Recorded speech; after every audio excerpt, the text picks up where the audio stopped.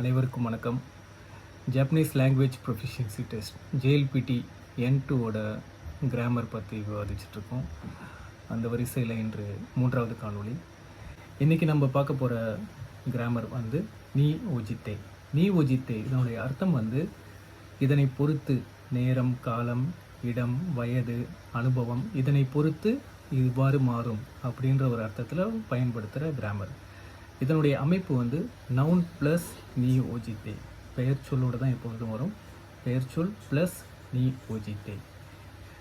இதற்கான சில உதாரணங்களை இன்றைக்கி விவாதிக்கலாம். முதலாவதாக வந்து கியூரியோவா நியோருக்கியா கெய்கென் நீ ஓஜி கிமே சசெத்தி இததக்கிமாஸ். கியூரியோ அப்படின்னா சேலரி, நியோரியோக்கு அப்படின்னா திறமை, யா அப்படின்னா மற்றும், நியோரியோக்கு யா, கெய்கென் அப்படின்னா அனுபவம்.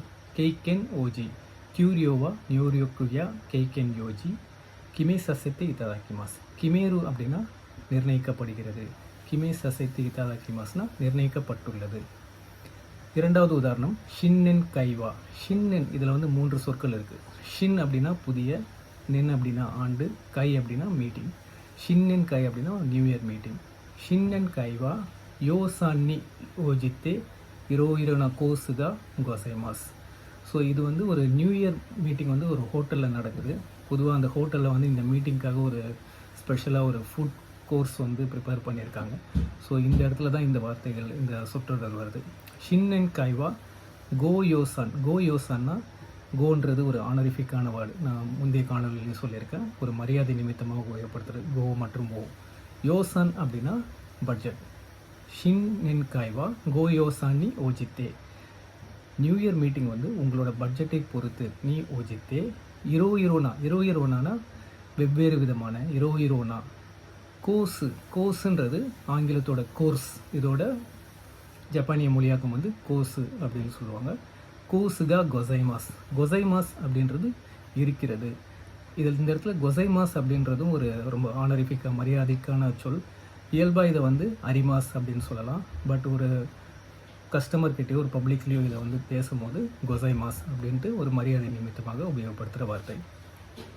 மூன்றாவது உதாரணம் வந்து ஷகாய் ஜின் நரா. ஷகாய் ஜின் அப்படின்னா சொசைட்டியில் இருக்க சமுதாயத்தில் உள்ள ஒரு ஆள், சமுதாய மக்கள். ஷகாய் அப்படின்னா சமுதாயம், ஜின் அப்படின்னா மனிதன். ஷகாய் ஜின் நரா பஷோயா பவாய்னி ஓஜித்தே. பஷோனா இடம், பவாய்னா சிச்சுவேஷன். பஷோயா யா அப்படின்னா மற்றும். பஷோயா பவாய்னி ஓஜித்தா ஃபுக்குசோக்குவோ கொக்கோ கக்கே பெக்கிதா. ஃபுக்குசோக்கு அப்படின்னா உங்களுடைய உடை அமைப்பு. ஸோ இந்த இடத்துல என்ன சொல்கிறாங்கன்னா, சமுதாயத்தில் இடத்தை பொறுத்தும் சிச்சுவேஷனை பொறுத்தும் நீங்கள் அணிகிற உடை வந்து மாறிக்கிட்டே இருக்கும். இதை வந்து மனதில் வைத்துக்கொள்ள வேண்டும். இந்த இடத்துல வந்து கொக்கோரோ கக்கேரு பெக்கிதா அப்படின்னா நீங்கள் அதை மைண்டில் வச்சுக்கணும். நீங்கள் வேறு இடத்துல போகும்போது அங்கே இடம் மற்றும் சூழ்நிலையை பொறுத்து உடைகள் மாறும் அப்படின்றத மனதில் வைத்து கொள்ளுங்கள் அப்படின்ற ஒரு அர்த்தம். கொக்கோரோ கக்கேரு பெக்கிதா. இந்த இடத்துல பெக்கி அப்படின்றது ஒரு மஸ்ட், இவ்வாறு நீங்கள் இருக்க வேண்டும் அப்படின்ற ஒரு அர்த்தத்தில் பெக்கி அப்படின்ற ஒரு வார்த்தையை வந்து உபயோகப்படுத்துவாங்க. அடுத்ததாக 4வது உதாரணம் பார்க்கலாம். கைஷாவா ஷைன்னோ யோபோனி ஓஜித்தே. கைஷா அப்படின்னா கம்பெனி. ஸோ இதுக்கு முன்னாடி நம்ம பார்த்தது வந்து 3வது உதாரணத்தில் ஷகாய் அப்படின்னு பார்த்தோம். அதோட ஜஸ்ட் ஆப்போசிட். அந்த 2 வார்த்தைகளையும் ஒன்றோட ஒன்று மாற்றி போட்டிங்கன்னா கைஷா அப்படின்னு வரும். கைஷா அப்படின்னா கம்பெனி. கைஷாவா ஷாயின். ஷாயின் அப்படின்னா கம்பெனியோட எம்ப்ளாயி. கைஷாவா ஷாயின்னோ யோபோ. யோபோ அப்படின்னா அவங்களோட டிமாண்ட். யோபோனி ஓஜித்தே அவங்களோட டிமாண்டை பொறுத்து. ஷாயின்னோ ஷொக்குதோ. ஷாயின்னோ ஷொக்குதோனா எம்ப்ளாயியோட கேன்டீன். ஷொக்கு அப்படின்னா சாப்பிட்றது, தோ அப்படின்னா அந்த ஒரு இடத்தை குறிக்கிறது. ஷாயின் ஷொக்குதோ அப்படின்னா எம்ப்ளாயி கேன்டீன். கைஷாவா ஷாயின்னோ யோபோனி ஓஜித்தே ஷாயின் ஷொக்குதோனோ மெனியூவோ ஃபுயே ஷித்தா. மெனியூ அப்படின்றது மெனு அப்படின்றதோட ஜப்பானிய மொழியாக்கம் வந்து மெனியூ. மெனியூவோ ஃபுயேஷித்தா. ஃபுயேஷித்தானா இன்க்ரீஸ் பண்ணியிருக்காங்க. ஸோ இன்னொரு தடவை பார்க்கலாம். கைஷவா ஷைன்னோ யோபோனி ஓஜித்தே ஷைன் ஷொக்குதோனோ மெனுவோ ஃபுயாஷித்தா.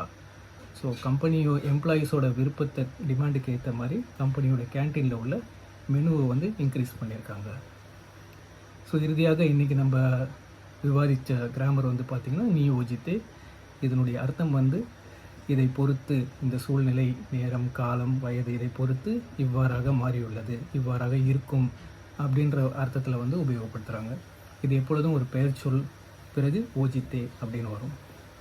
நீங்கள் ஜேஎல்பிடி N2க்கு ப்ரிப்பேர் பண்ணிட்டுருக்கீங்கன்னா இந்த ஒரு கிராமரை பயன்படுத்தி நீங்கள் ஒரு சொற்றொடரை உருவாக்கி இந்த கமெண்ட்டில் தெரிவிங்க.